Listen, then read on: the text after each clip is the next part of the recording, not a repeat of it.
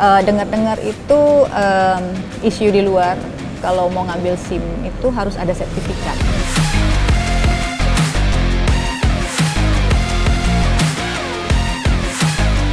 Jadi si pemohon itu bisa belajar sendiri, berlatih sendiri sebelum untuk mengajukan permohonan untuk membuat SIM.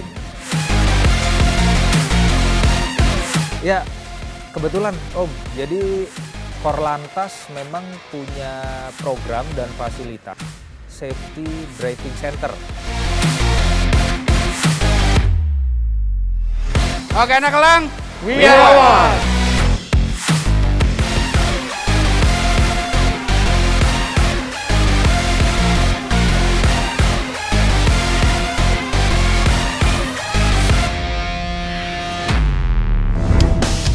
Sebelum mulai, jangan lupa subscribe dulu ya. teman-teman pada nanya, Iya. gimana sih cara buatnya, terus cara ningkatin kita dari C ke C1 ke C2. Di Perpol 5 itu sekarang SIM C dibagi jadi 3 golongan Om. Jadi SIM C itu untuk roda 2 sampai dengan 250 cc.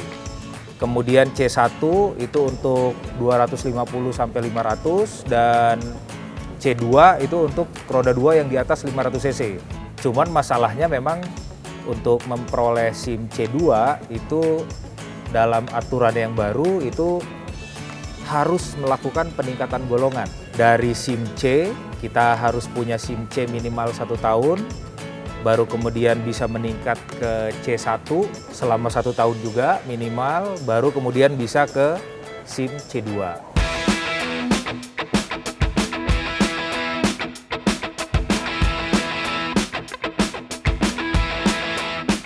Mau nanya dong, dengar-dengar itu isu di luar kalau mau ngambil SIM itu harus ada sertifikat. Nah itu maksudnya bagaimana? Oke, betul. Jadi ini banyak juga teman-teman nanya ke saya, Mbak.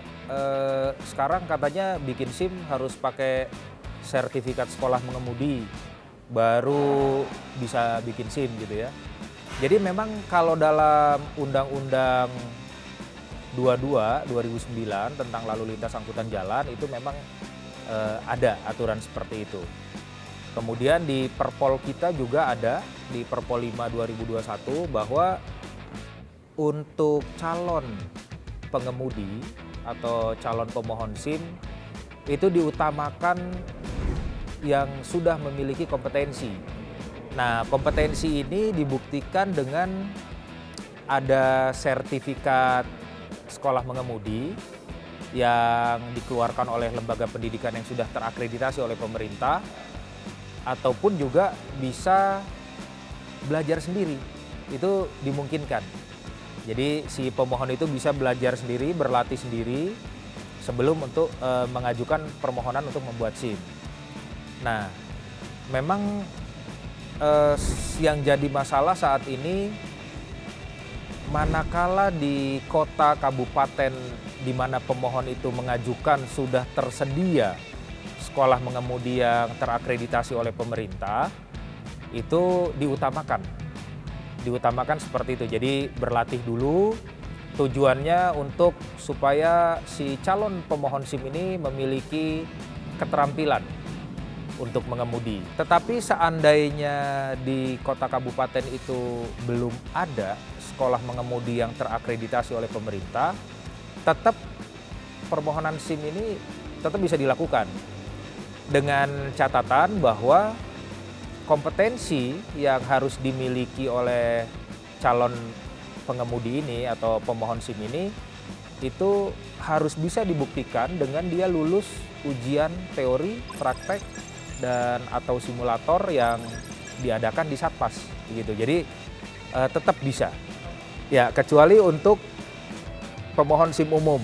Kalau pemohon SIM umum itu memang ada kewajiban untuk dia harus memiliki sertifikat yang dikeluarkan oleh sekolah mengemudi ataupun juga sertifikat surat keterangan uji keterampilan pengemudi yang dilakukan di Satpas. Terkait Mbak. tadi menyebutkan institusi yang harus yang mengeluarkan sertifikasi tadi kan bukan dari pemerintah, tetapi ada badan-badan swasta yang mengelola itu. Selama itu ada dapat izin dari pemerintah kan, maksudnya ada seperti itu. Iya, betul. Nah, Jadi cakupannya sejauh apa? Kan itu biasanya yang saya tahu memang masih di lokasi Jakarta. Di daerah lain itu bagaimana untuk pengaturannya, betul. standarisasinya? Betul, Pak. Jadi lembaga pendidikan yang berhak melakukan pelatihan mengemudi itu kalau dalam undang-undang memang syaratnya lembaga tersebut sudah terakreditasi oleh pemerintah.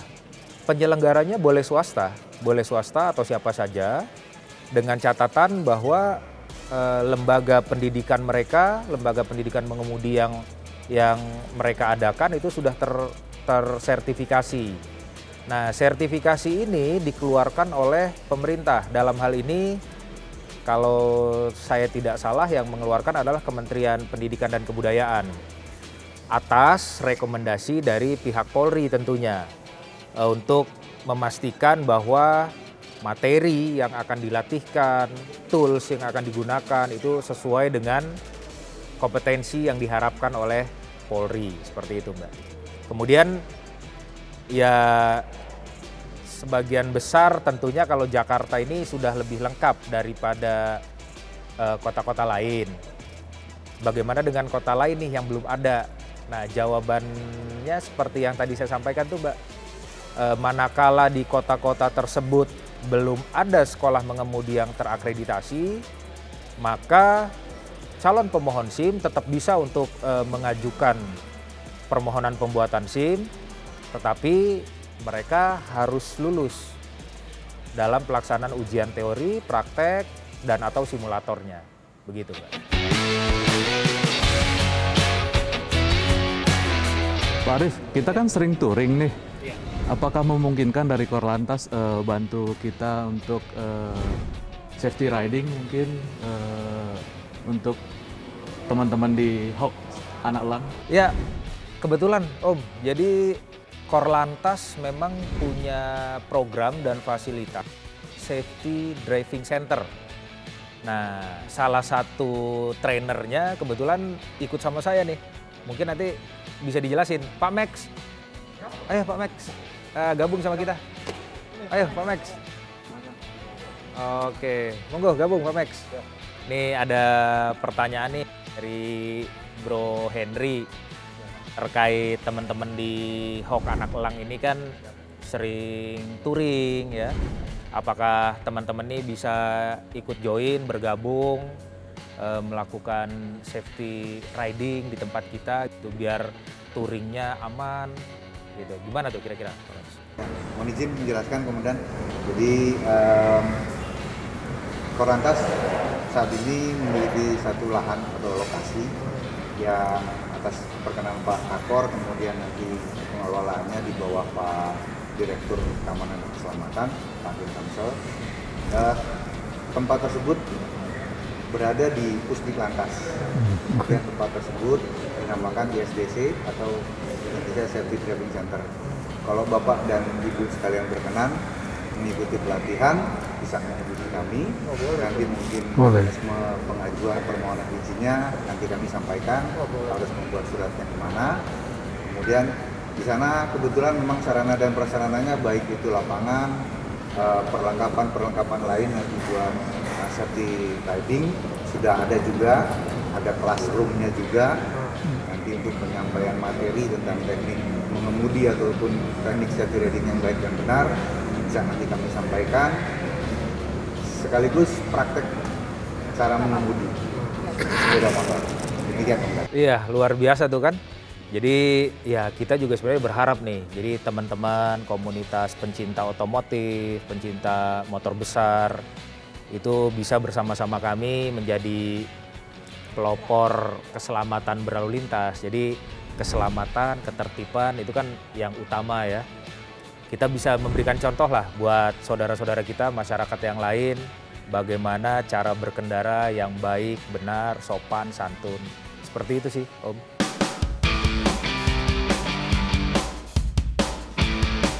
Ada batasan itu nggak yang ikut untuk ikut training? Peserta. Baik. Sebenarnya kalau dibilang jumlah, batasan jumlahnya mungkin tidak ada batasan jumlahnya. Hanya kalau memang dia melebihi dari kurang lebih 50 orang, mungkin itu akan kita bagi, Pak. Betul. Karena kondisi gini juga ya, Betul, Pak. Pak. Betul. Kita harus sesuaikan juga sama teman-teman. Betul, Pak. Karena kalau memang mungkin ya di atas 100 orang atau 150 orang, mungkin akan kami bagi 3 dan 4 gelombang. Oke. Wow.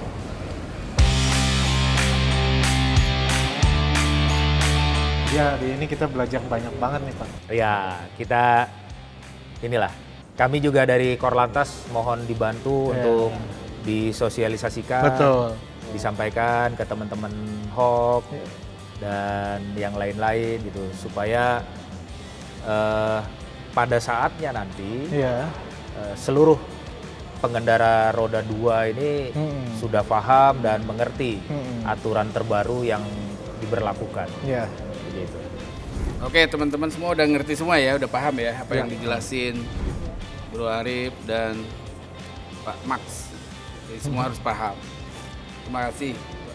Sama-sama, Bro Herli. Semoga sehat selalu ya. Amin. Kalau ada yang kurang ngerti nanti dari teman-teman boleh nanya lagi ya. Beres. Nanti kapan aja bisa kontak saya. Oke, mungkin gitu aja, Bro Herli dan Om-om semua. Saya lanjut tugas lagi. Siap. Sampai ketemu nanti. Terima kasih. Terima Oke, kasih. siap Om. Makasih Om ya.